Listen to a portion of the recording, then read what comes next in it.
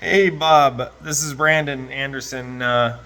Thanks again for getting back to my question on the IC 3000. I sent you a video a couple weeks ago, a week or so ago. Been on the road a little bit, so just back from vacation and getting ready for our first RV road trip next week. First RV road trip in this RV. So I installed a couple lithium Renogy 200 amp hour batteries. I installed the IC 3000. Had a little bit of, I didn't have the programming set right to charge up front, so I was able to get the batteries to start charging. It's charging about 100 amps when it's charging. It's topping them off great. I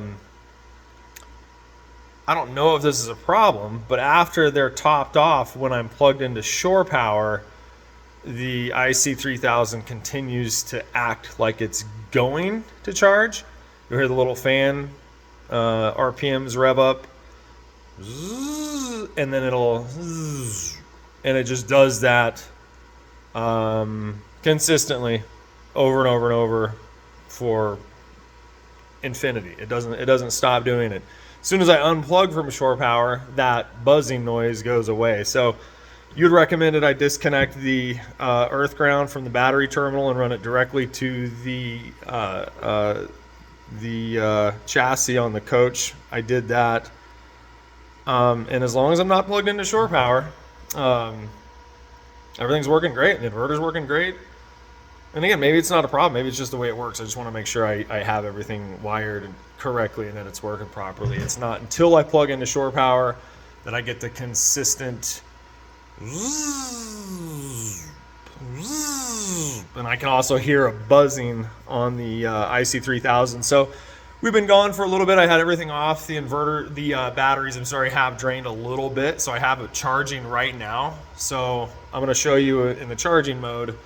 And then after it's topped off, I'll continue the video here and see what you think. So I'm going to flip my camera around.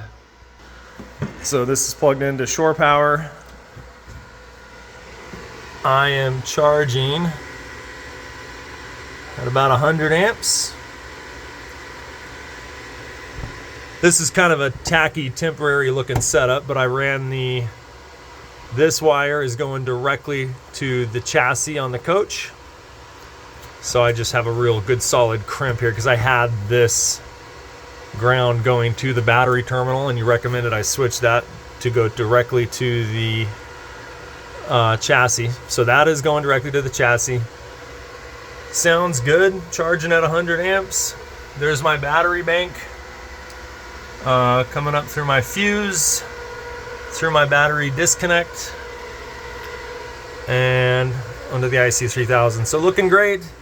Charging at 100 amps, should be topped off pretty soon, and I'll continue this video here in a moment.